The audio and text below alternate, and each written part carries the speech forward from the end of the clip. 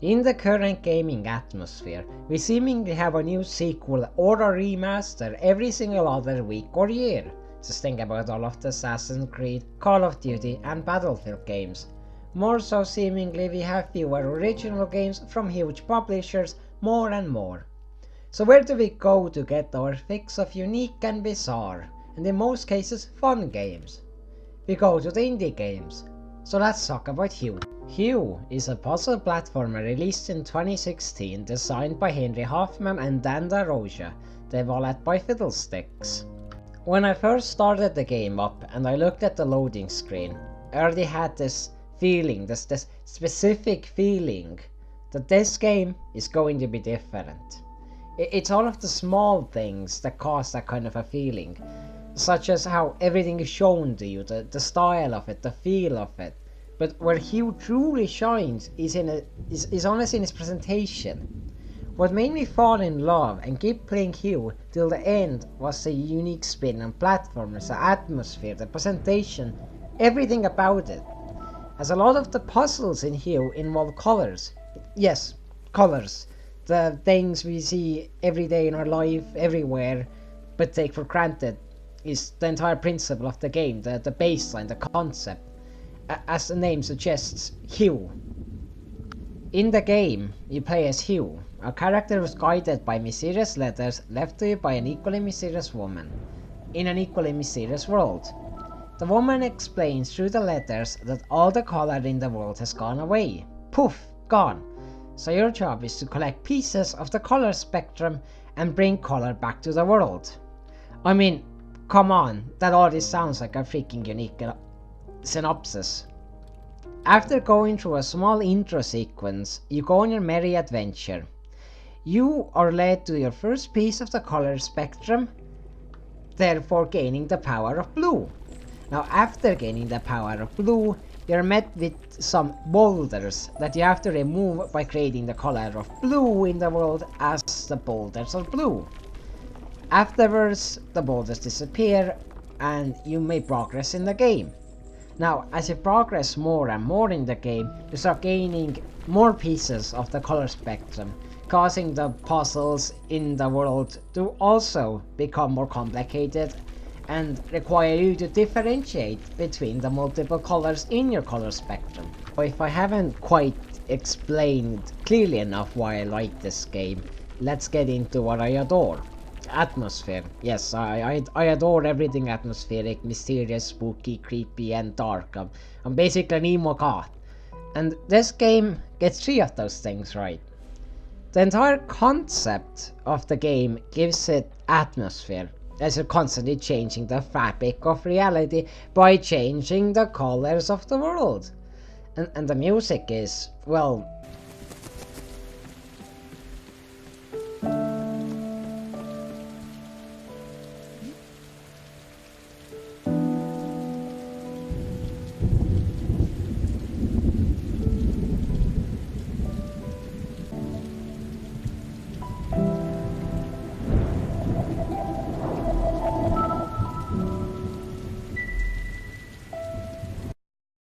as you can hear, the music is absolutely adorable. Though I can understand if you don't like it, because it might not be very good to everyone else, but I love it.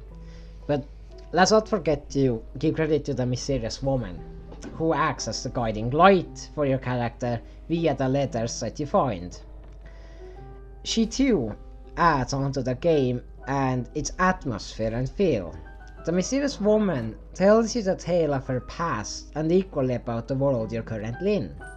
When you find a letter, the contents of said letter are read out to you in a voice-acted segment.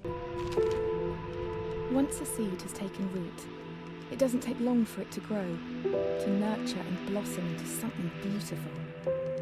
The seed of knowledge was planted in my mind, and I wasn't prepared to let it wilt and die.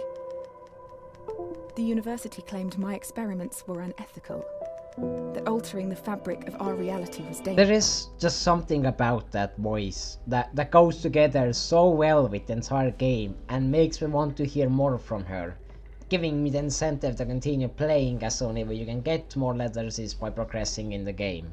With such a unique concept as colors as the game's baseline and concept, the gameplay has to be good, right? Which it is, luckily. Here is your classical 2D platformer where you move left and right, jumping around and solving puzzles, as you do in puzzle platformers. But the unique gameplay aspect is your power to access the spectrum wheel and use the colors you have collected to manipulate the world and objects within it to get through obstacles and solve the puzzles that stand in your way. Might I add, the controls are pretty good. While it is recommended to play on a controller, Hue can be played on a keyboard and both feel fairly smooth and fluent in their own right. So even if you don't have a controller, it's fine, you can still enjoy the game and its unique concepts. Now, I have talked about the atmosphere, the gameplay, the unique aspects of this game, controllers and keyboards, and what Hue is. But there is one important thing I have yet to talk about. And that is the philosophy and ideology that you're introduced to in this game. They reside. If reality is rooted in our perception, and you cannot perceive me, do I even exist to you?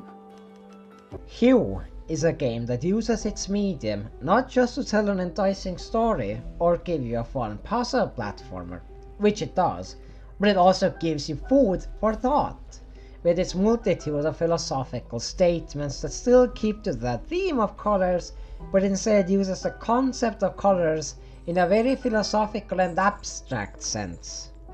The philosophy in Hue never distracts from the game, nor does it become condescending.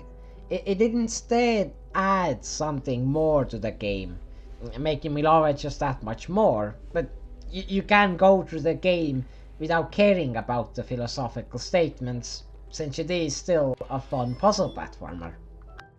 But philosophy and everything else aside, let's talk about the quirky and small snippets of comedy inside of the world.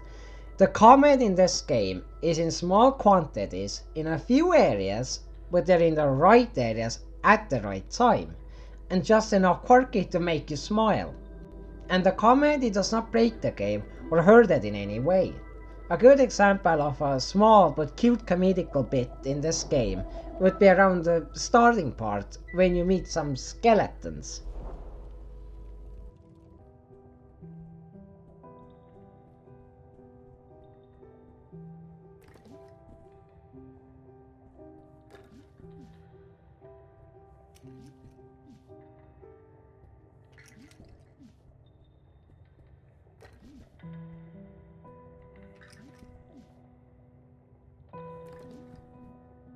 Aren't those skeletons just adorable? There's just a few skeletons hanging around, just chilling. I do love those skeletons, really do. Let's hope they get enough calcium. However, skeletons aside, there's a few more areas of comedy that come from interacting with the rare few characters that you do meet in the game. Now, the comedy aside, I'm gonna have to give a small spoiler warning, as I'm going to now discuss the story of the game. If you don't want to be spoiled, skip to the time displayed on the screen. So, I touched upon the story a bit before, but here I will go a little bit further into detail. As the story progresses, you find out that the mysterious woman who has been leaving all of these letters is your mother. And she invented a ring that allowed her to see the colors of the world, which caused her to have a falling out with her so-and-so boyfriend Dr. Gray, which resulted in an accident that placed your mother into a different reality from your own. As thus, you have to find all of the pieces, restore the color spectrum, and save your mother. Sounds like a normal Sunday. Now, I won't spoil what happens in the end, as it is something that has to be experienced yourself, but it does pay off. Well, so far I have only praised the game and said everything positive about it. I do have one problem with it though, and that's the ending part of the game. At some point around the ending part, the puzzles just begin feeling a bit tedious and unnecessary. Like, you didn't have to add any more puzzles. But as a game only takes about 4 hours to finish, it never gets so tedious that you want to close the game and never play it again. Because by that point you're already done, so there's no point. So it is well deserving of its price. And if you like platformers and want something unique and just enough bizarre, you should definitely check the game out and give it a chance. But that's enough of me praising the game. I'll let the person who convinced me to play the game, strong arm me, held me at gunpoint. He's gonna tell you his thoughts about the game for a bit. Hue is a very calming but also thought-provoking game. I was first introduced to Hue by a friend of mine who is very passionate about it. She has had problems with her eyesight all her life, so the fact that this game signifies the importance of colour meant a lot to her. As I played through the game, I fell in love with it. The overall ambience of the game and its philosophical statements just amazed me. The storyline fits in well with the tempo of the game, as you are generally given information whilst walking towards your next goal, giving it time to sink in rather than overlapping itself with the puzzles. I would highly recommend that if people pick up this game, do so in the seasonal Steam sales, as it normally costs a quarter of the price. Hey, thank you for watching my video. Let me know in the comments what you thought. If you disliked the video, let me know why so I can improve. If you enjoyed it and want to see more videos discussing a variety of topics, not just game related topics, hit the like button and subscribe. And PS, stay safe and don't get eaten by a monster.